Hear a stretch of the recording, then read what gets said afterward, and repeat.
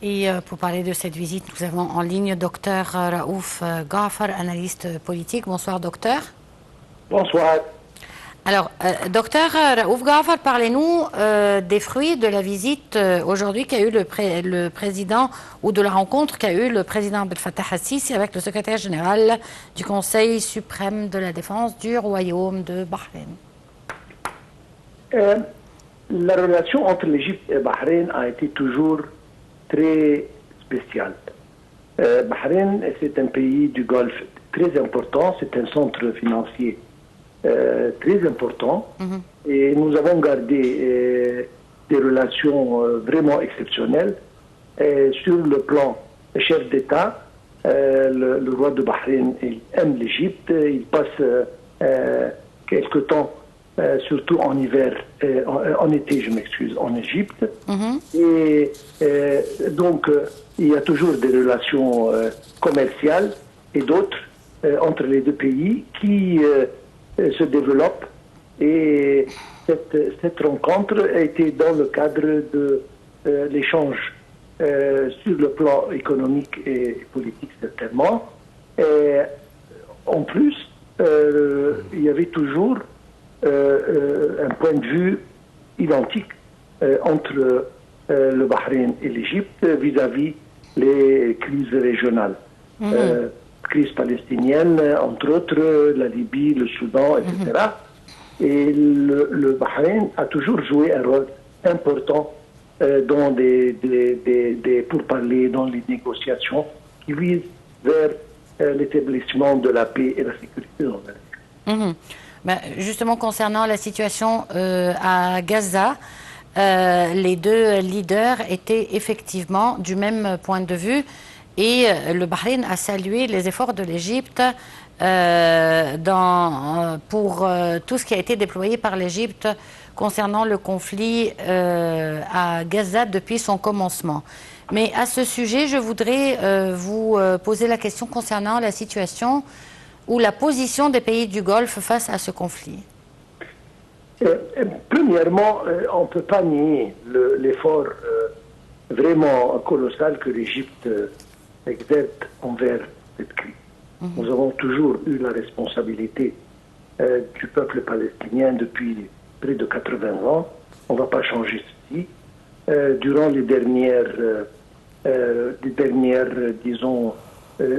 combats et atrocités qui arrivent depuis quelques mois, l'Égypte était toujours le leader sur le plan négociation pour établir des cessez-le-feu, de la paix, etc. Et en même temps, pour faire passer tous les aides humanitaires et autres par l'entremise de Rafah. Donc, l'Égypte, son rôle est vraiment à ne pas oublier. D'autre part, les pays arabes, sans exception, entre autres les pays du Golfe, étaient toujours là, aide commerciale. Ils les ont envoyé des différents genres d'aides médicaux et commerciaux, etc., et justement qui passent par l'Égypte envers la bande de Gaza pour soulager un peu nos frères et sœurs qui vivent dans des situations vraiment déplorables. Bon, et quelle est la situation actuelle, docteur Raouf Ghafar, sur le terrain? Ce que nous entendons, c'est que nous sommes très près de la réalisation d'un cessez-le-feu, peut-être pour le mois de Ramadan, peut-être le changement d'otage, mais je pense qu'il y a un développement positif dans ce sujet, et que nous espérons bien que d'ici quelques jours, on aboutit finalement à un résultat joyeux, disons, un cessez-le-feu, et puis espérons bien qu'on s'assoie sur la même table pour essayer de trouver une solution acceptable aux deux côtés. On l'espère vivement. Docteur Raouf Ghafar, je vous remercie beaucoup pour cette intervention. On va présenter maintenant notre dernier reportage, et on va vous laisser avec les images. Les négociations entre le Hamas et les médiateurs égyptiens, américains et qataris continuent aujourd'hui au Caire dans l'espoir de parvenir avant le Ramadan à une trêve dans la bande de Gaza après quasiment 5 mois de guerre israélienne contre la bande de Gaza. Je vous laisse avec ce reportage et on se retrouve demain à la même heure avec une nouvelle édition de Direct et un nouveau collègue. Au revoir.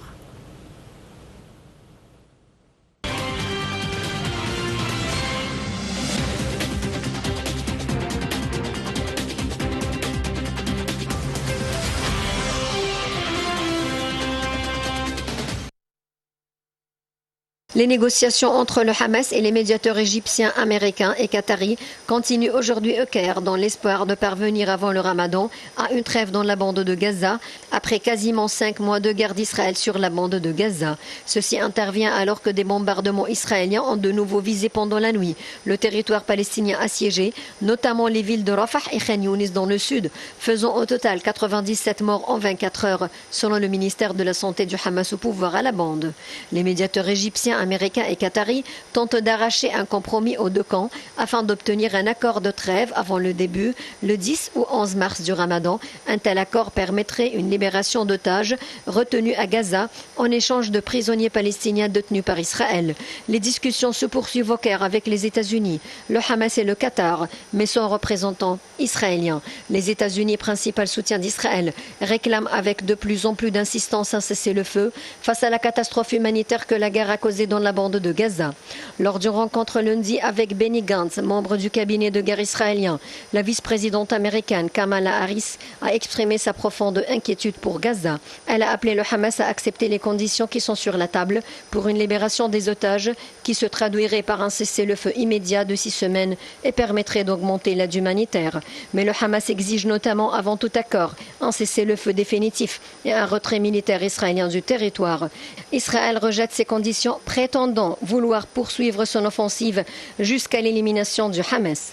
L'armée israélienne a lancé des offensives attaques depuis octobre qui ont fait jusqu'ici 30 631 morts, en majorité des civils, selon le ministère de la Santé dans la bande de Gaza.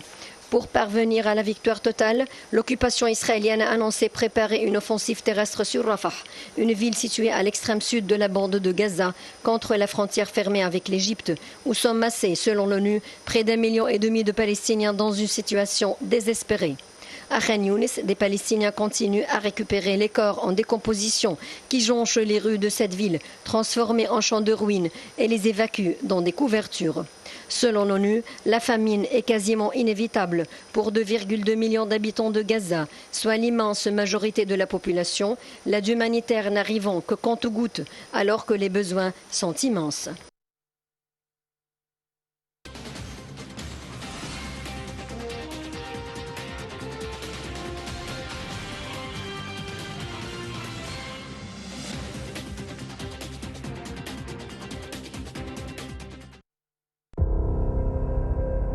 مصر فيها 100 مليون، مصر كمان مساحتها 1,000,000 كيلومتر مربع، بس في حجم ضخم جدا من الأراضي احنا مش عايشين عليه. ما خدناش بالنا على مدى 60-70 سنة فاتوا إن الكلام ده هيبقى ليه تأثير كبير جدا وخطير على حياتنا ومستقبلنا. لكن احنا مش سايبين لا القاهرة ولا اسكندرية ولا